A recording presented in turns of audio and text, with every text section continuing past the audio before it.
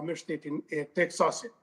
Prandaj ishin 8 fëmijë që u vranë. A mund të na tregoni pak më shumë se çka dihet për identitetin e viktimave? Maç sapo arrita të lexoj dhe të informohem nga mediat atje, disa prej tyre kanë qenë fëmijë të autorit të kësaj vepre dhe të tjerë të afër. Mund na japësh më shumë detaje në këtë kontekst, lutem? Po,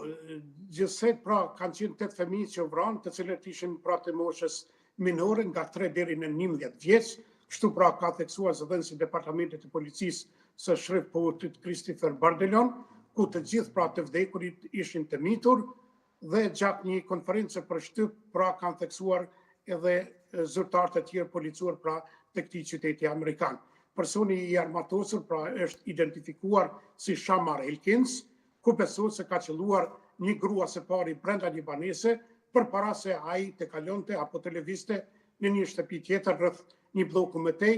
dhe ku fëmijët pra u gjetën të vrarë. Pas urmit i dyshuari pra në kërcënimin e armës ka arritur pra që të marrë edhe një makinë apo një vetur, duke quar kështu në një ndjekje policore që përfundoi pra me vdekjen e personit armatosur. Ndërkaq policia shtetërore e Louisianës ka marrur përsipër hetimin për të zbardhur këtë rast tepër pra tragjik deri në fund, ka theksuar kryebashkiaku i Shreveportit Tom Arsenikës, duke përmendur se ka pasur edhe të talentuar tjerë si nga radhët e policisë, të departamentit të zjarrfiksve,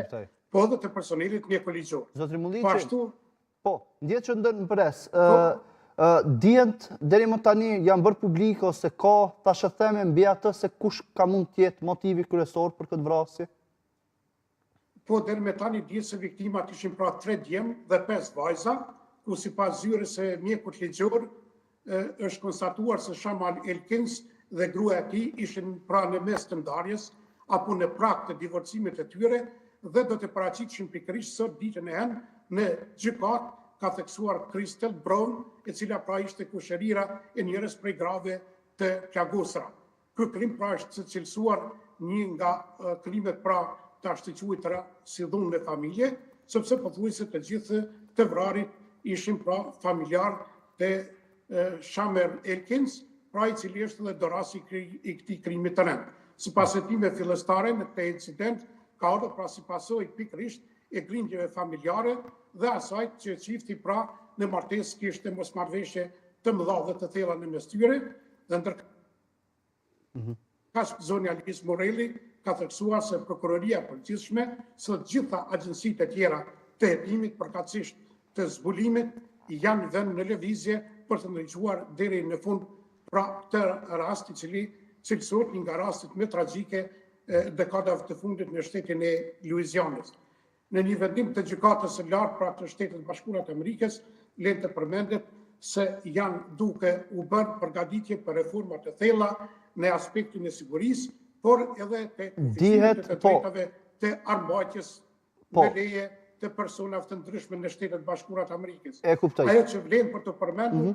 është se këtu në Shtetet Bashkuara të Amerikës për të pajisur pra me një armë është jashtëzakonisht një procedurë e lehtë dhe herëherë kjo është kritikuar nga çarqet më të larta vendimore amerikane. Zotri Mulliqi, po ndjes që po ndërpres mirë, po për shkak të kohës të limituar që kam edhe për shkak të zhvillimeve politike që patëm këtu në vend, duat që të marr më shumë informacione në këtë kohë, ndoshta pak më të shkurtër. Më lejo të pyes në rast se dihet se cilat mosha i kanë takuar fëmijët, kush ka qenë pra mosha më e madhe dhe më e vogël e viktimave tashmë të cilët raportohen nga kjo ngjarje tragjike? Apo nuk janë... Po deri më tani raportohet se viktimat më e vogla ka qenë 3 dhe më e madhja pra deri në 11 vjeç, kështu që në total pra kanë vdekur 8 fëmijë, sipas raportimeve pra më të fundit të gazetave të sotme amerikane, po edhe rrjeteve më të fuqishme televizive. Ndërkaq një dukuri që vlen për të përmendur është se gjatë fushatës së tij elektorale, presidenti Donald Trump pra ka theksuar se në ardhmën e tij në administratën e re në shtëpinë e bardhë do të bëjë përpjekje për reforma të thella në aspektin e sigurisë dhe kufizimin e armbajtjes me leje nga ana e disa qytetarëve amerikanë, si dhe reformacione të thella pra në ligjin e migracionit. Por sipas amendamentit 2 të Kushtetutës amerikane, pra i lejohet çdo individi për të mbajtur pra një armë jashtë shtëpisë në rastin e mbrojtjes së tyre, dhe kjo është kritikuar shumë edhe nga senatorët e kongresistë të dyja partive, qoftë nga kampi republikan, qoftë edhe nga kampi demokrat. Nisma dhe iniciativa për të ndryshuar ligjin e armbajtjes në Shtetet Bashkuara të Amerikës, pothuajse janë në vend në lëvizje dhe gjatë nëntorit të këtij viti prihet një projekt propozim i ndryshimit të një ligji të tillë. Zotri Mulliqi, unë të falenderoj jashtëzakonisht shumë që